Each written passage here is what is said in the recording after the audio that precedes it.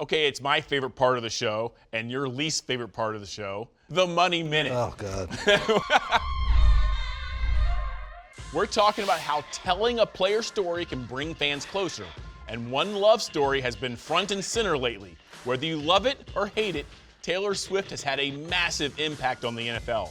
So the question is, since the beginning of her public relationship with Travis Kelce, how much brand value has the pop star generated for the league?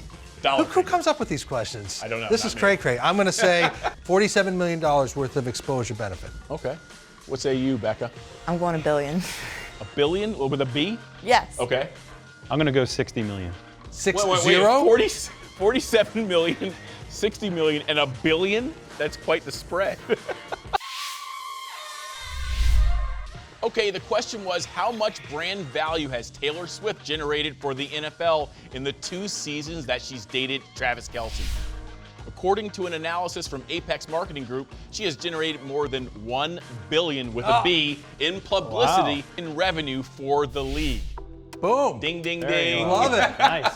How are you guys so off? I think the question was flawed from the start, and Money Minute is going to have to change going forward. But good for her. No, She nailed it. I have my oldest son's in middle school, and he came home last year, and like all these girls were buying Kelce jerseys that don't watch football, but they're Taylor Swift fans. We talk about co-streams. You do a Taylor Swift co-stream of a Chiefs game, I guarantee you she outdraws the football game. Just her making Just her and her reacting friends in the reacting. suite. Reacting. I'd watch it. At the end of the day, she's reaching an audience with enormous potential, female sports fans. And that's the same crowd new multimedia company, Sportsish, is speaking to loud and clear.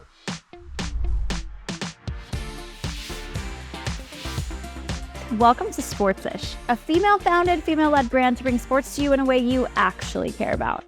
At Sportsish, we in no way, shape, or form make people feel like they need to know enough to be a sports fan. You're a sports fan. It's just, period. It's basically sports for the girlies. Female sports fans do not want to be put in any type of box. They don't want to have assumptions, and that is what a lot of them have experienced their whole lives. That's what I felt I had experienced, is a lot of like, well, you're a girl, there's no way you could be a true, authentic sports fan. It shouldn't be that way. It's not your boyfriend's sports news. It's Sportsish. Those experiences really motivated me to create a space for the female sports fan where we could talk about sports adjacent stories. Chicago Bears had a literal tea party on the field. Is that not the cutest thing? Ahead of the NFL playoffs, I did this post about if NFL players were wicked characters, right?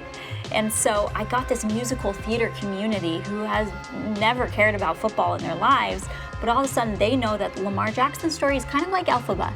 And hey, like, we love Elphaba and her story. So we want to become Lamar Jackson fans, and maybe then we'll become Ravens fans, and then we'll just become football fans in general. It's always a change and a challenge to allow new people into your space. And a lot of people feel like sports is theirs and their passion and their love. And so when there's a pop star who brings in millions of new fans who maybe don't know the game as well, walls come up. But what I always say is it does not matter what gets them to that first game, what gets them to turn on the TV for the first time to watch a sporting event. When you watch and are intrigued enough and feel connected enough, you'll learn.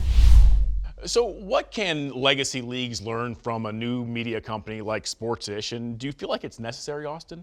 I absolutely think it's necessary because you need that perspective. Yeah. It's not something you can get from a podcast full of men necessarily. You want a different gender's perspective on what female fans want. Who do you want to go to? You go to females. So Sportsish has found a market for that. I love the work that Lily has been doing. And other mediums out there like Call Her Daddy, the one that started at Barstool Sports. NBC saw enough value in what Alex is doing to bring her on for the Olympics, to give that female perspective. That's another property out there, the Olympics, that skews even more female than male. So they saw the value as well.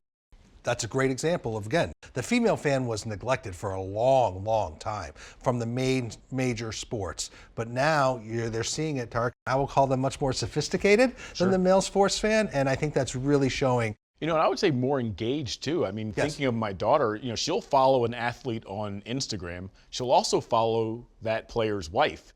And then she's telling me stuff about the player that I cover. You know, here's what's going on in his life. He's expecting another baby. I'm like, how did you know? The other thing that I think that female fans are looking for are experiences. Yes, great And point. we've had some really good success this past season with the Hoops and Hounds night. Come to the game and bring your dog. You know, MLB teams have done it, G League teams have done it. There wasn't another NBA team that did it. And we sold out, you know, with the limited sections that we had, and we're planning that again for this year. But fans were in it, players were into it, their wives were into it. Why do you think that resonated so well with female fans?